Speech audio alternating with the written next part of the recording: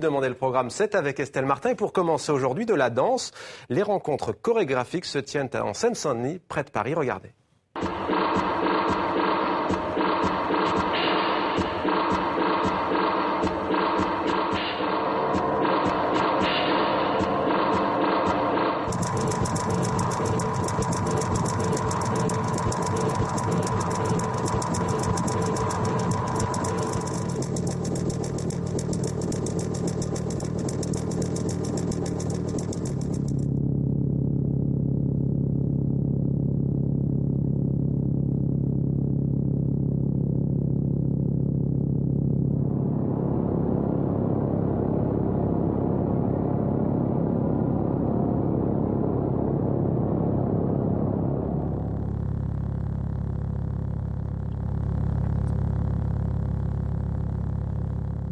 Bonsoir Estelle. Bonsoir Mohamed. On commence donc avec la 29e édition de ces rencontres chorégraphiques. 26 compagnies invitées. Oui, invitées jusqu'au 14 juin et donc 26 compagnies, dont celle de Cindy Van Acker, chorégraphe et danseuse d'origine flamande, aujourd'hui installée à Genève, en Suisse. On vient de voir un extrait de Drift, c'est sa dernière création, un duo dansé avec Tamara Bacci. Alors Drift signifie aussi bien la dérive en anglais que la colère, la pulsion en néerlandais. Alors Drift, c'est glisser dans la maîtrise, dériver sans perdre pied.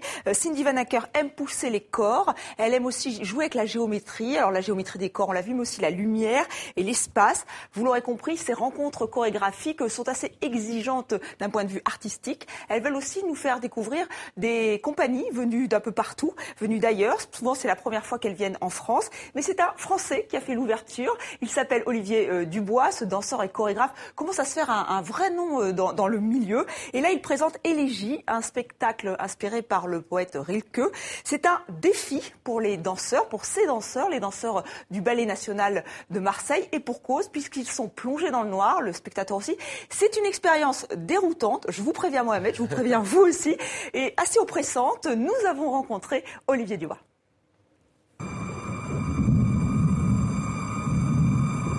D'où vient cette chose qui pourrait être cet art qui vous possède un moment et de cette mélancolie associée au processus de création.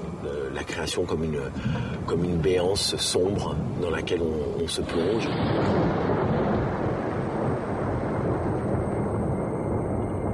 Il y a dans Élégie, je pense, un procédé presque un peu, je dirais pas magique, mais de l'ordre du trouble de la vision, puisqu'on est dans un espace sombre, on est dans un brumeux, on est sans arrêt sur l'apercevoir. Et donc on serait tout le temps sur la possible compréhension de ce que pourrait être l'art, l'artiste dans le monde et la création.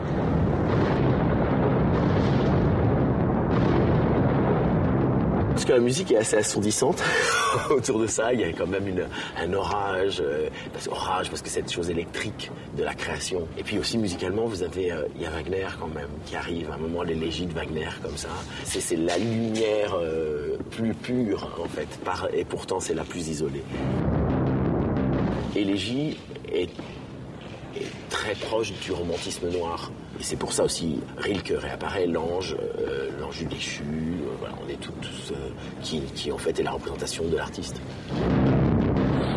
Voilà, Olivier Dubois, qui, je vous le disais, a vraiment un parcours atypique puisqu'il s'est mis à la danse assez tard, même très tard, à 21 ans. Mais il a beaucoup de chance parce qu'il n'a pas vraiment le physique d'un danseur, il faut le dire. Mais il est très souple, il est hyper laxe. Donc vraiment, il a séduit par sa grâce. Et je vais lui poser la question parce qu'on ne le voit plus sur scène. Et malheureusement, il est tellement pris par tous ces spectacles, ce qu'il chorégraphie, qu'on ne le verra pas, lui, sur scène. Et donc, j'en suis très déçue. Je pense que je ne suis pas la seule. Bon, il n'y a pas d'âge pour commencer à danser, Estelle. Finalement. Pour écrire non plus, Romain Gary aurait-tu 100 ans aujourd'hui.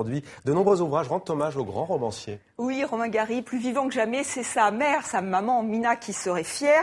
Il y a même un roman inédit qui va sortir, c'est encore possible, son premier, celui qu'il a signé de son vrai nom, Romain Katsef. Le vin des morts avait été refusé par tous les éditeurs et là c'est Gallimard qui le sort, donc qui l'édite, ça sera le 20 mai. Ce roman nous plonge dans la misère de l'après-guerre en 1929. On y parle beaucoup de mort et de prostitution, un texte qui a servi de matériau pour l'ensemble de son œuvre. On y retrouve un petit côté Lewis Carroll parce que c'est assez loufoque. loufoque, assez étonnant. Céline aussi, il s'est inspiré de Céline, on sent les influences. Donc voilà, on a tous hâte de lire Le Vin des morts. Et c'est une œuvre, Estelle, monumentale, une vie aussi fascinante. Émile Ajar, de son vrai nom, est un personnage à lui tout seul, de ce vrai nom, quoique. Non, Romain Gary était... son vrai nom, on vient de le dire, c'est Romain Katsef, mais après il a pris le pseudonyme de Romain Gary. Et après aussi Émile Ajar, toute une histoire, parce que Romain Gary, c'est l'homme aux 6 patronymes, le seul à avoir reçu de prix Goncourt, et pour cause, puisqu'il a présenté son 2e prix Goncourt, donc sous ce pseudo, Émile Ajar, compagnon de la Libération, de Gaulle, diplomate,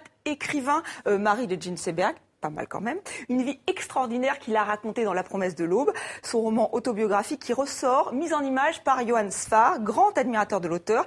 C'est un pavé, mais vraiment, c'est très réussi. C'est aux éditions Futuropolis et Gallimard là aussi. L'occasion de découvrir ou de redécouvrir ce livre hommage à cette mère qui lui prédisait, lui intimait d'avoir un destin hors norme, mais il n'avait pas le choix. Ce qu'il a eu jusqu'à son suicide. Et ces quelques mots, je me suis bien amusée. Au revoir. Et merci, des mots qui achèvent le livre Vie et mort d'Émile Ajar, ultime pied de nez donc de l'écrivain. Estelle Martin, merci à vous. Estelle, c'était Demander le programme. À très vite, Estelle, sur TV5 Monde.